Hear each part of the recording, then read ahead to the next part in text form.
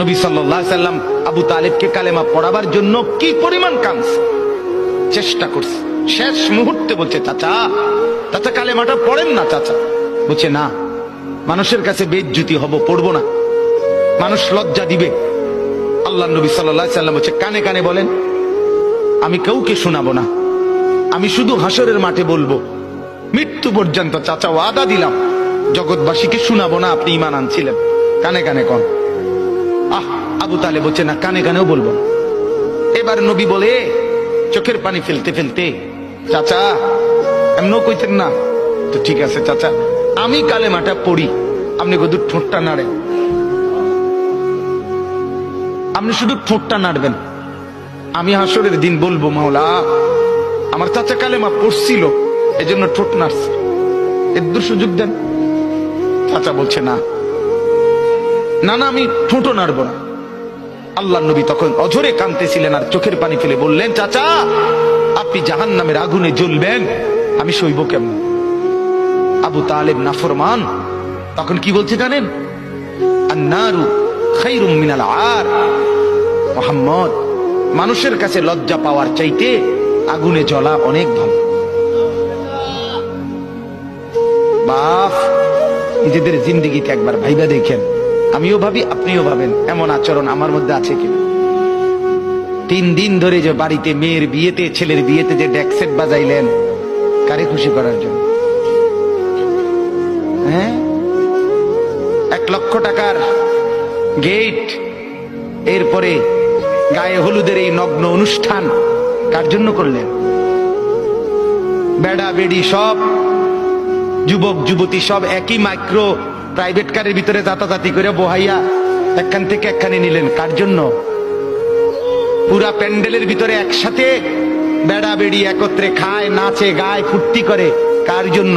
শুধু সমাজ, সোসাইটি, পরিবেশ, সোসাইটি মেনটেন করছেন, সমাজ মেনটেন করছেন। ছেলেরা চাইছে, মেয়েরা চাইছে, বাচ্চারা চাইছে, এতে হেতে চাইছে, তো মালিক তিনি কি চাইছিল? ওনার কথা মনে হয় নাই? রাসূল সাল্লাল্লাহু আলাইহি সাল্লাম তার কথা মনে হয় নাই? বলেন, কিয়ামতের দিন নবী সাল্লাল্লাহু আলাইহি ওয়াসাল্লামের কাছে কোরআনে আছে, ফাকাইফা ইযা জিনা মিন কুল্লি উম্মাতিন বিশাহীদ ওয়া জিনা বিকা আলা হাউলা'i শাহীদা।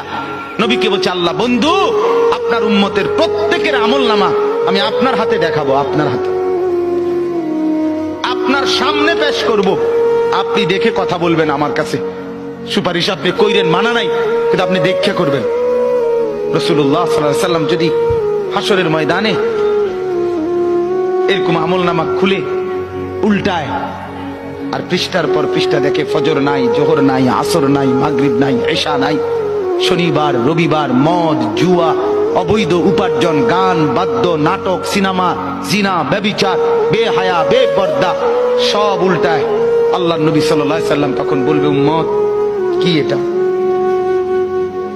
উম্মত, আমার 23 বছরের এত চোখের পানির কথা একবারও মনে হয় নাই?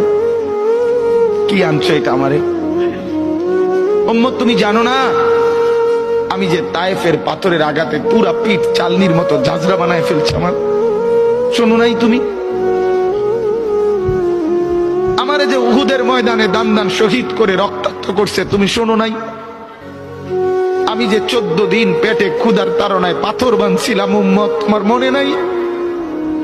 একবারও শোনো নাই আমার ক্ষুধার কষ্ট, আমার পিঠের ব্যথা, আমার দাঁতের ব্যথা, আমার কাঁধে 2টা কড়া ঢুকে গেছে? উম্মত, আমার ঘরে 3 মাস আল্লাহর নবীর স্ত্রী আয়েশা বলছে, আল্লাহর কসম উম্মত, নবীর স্ত্রী বলছে 3 মাস 3টা চাঁদ উঠছে ডুবছে, রাইনা হিলালান সুম্মা হিলালান সুম্মা হিলালান, 3 চাঁদ 3 মাসে নবীর 9 জন বিবির কারো ঘরে আম্মা জান আয়েশা বলে 1 ফোঁটা চুলায় আগুন জ্বলে নাই।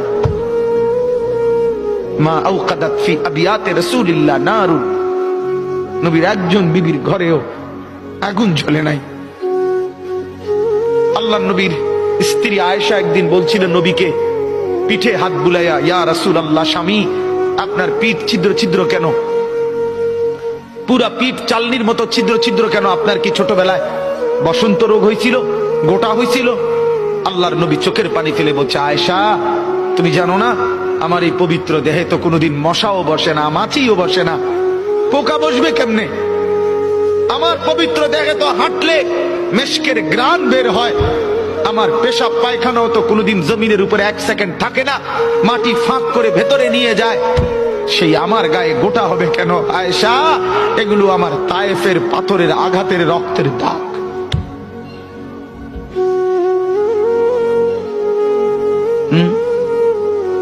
বলো না বাপ, কিছুই মনে হলো না? এভাবে ভুলে গেলেন, ভুলে গেলেন? রাসূলুল্লাহ সাল্লাল্লাহু আলাইহি সাল্লামকে একবারও মনে হলো না? আল্লাহকে ভালোবাসেন, নবীকে ভালোবাসেন, আখিরাত চিনেন? এই বাপ, আমি আপনাদের সন্তান, যে আল্লাহর কোরআন যে ধরে নাই, ছোঁয়ে নাই, পড়ে নাই, বিশ্বাস করেন পড়ার কোনো মজা, লেখার কোনো মজা, জ্ঞানের কোনো মজা, শিখার কোনো মজা, জানার কোনো মজাই সে পায় না। আপনি যেন কিছুই পান নাই, তেমন কিছু পান না। এতুটি ফইরা এ ভাত তরকারি যায়, ইডি এমনি খাওয়া যায়, দূর মিয়া, এগুলো এমনি মিলান যায়। এ ভাত দুগার লাগে এত মেহনত করন লাগে না। অল্প কয়টা ভাতের জন্য, বিল্ডিং একখান করণের জন্য এত কিছু করতে হয় না, এত কিছু করতে হয় না। অতএব দয়া করে, মেহেরবানি করে, হাত জোর করে অনুরোধ, আপনি শিখেন, কোনো মানা নাই। আপনি বৈশ্বিক সব পড়া পড়েন, আপনি সব শিখেন, কিন্তু তার উপরে আল্লাহর কোরআন রাখেন, রাসূলুল্লাহ সাল্লাল্লাহু আলাইহি ওয়াসাল্লামের সুন্নাহ রাখেন, দিন শিখেন, আল্লাহর কোরআন একটু একটু করে পড়তে শিখেন। আল্লাহ তাআলা আমাদের প্রত্যেককে তৌফিক দান করেন। নিয়ত করেন যে কোরআন পড়বেন ইনশাআল্লাহ। বলেন ইনশাআল্লাহ, বলেন জোরে সোরে বলেন ইনশাআল্লাহ। আল্লাহ তৌফিক দান করেন। একজন যুবক, আমার বাপ, আবারও বলছি, আবারও অনুরোধ করছি, জীবন শোনাটা, আল্লাহর কথা শোনাটা খামখেয়ালি বানায়েন না। ইডি হুজুররা কয় মাইতো নাইতান কইবই, আপনি আমি শুনলে শুনলাম, না শুনলে না, না না না, তা খামখেয়ালি না, খামখেয়ালি না। ও চিরেই আপনিও কবরে যাবেন, আমিও কবরে যাব, ঠিক কিনা বলেন না কেন? খুব দ্রুত। আল্লাহ তাআলা আমাদের প্রত্যেককে তৌফিক দান করেন।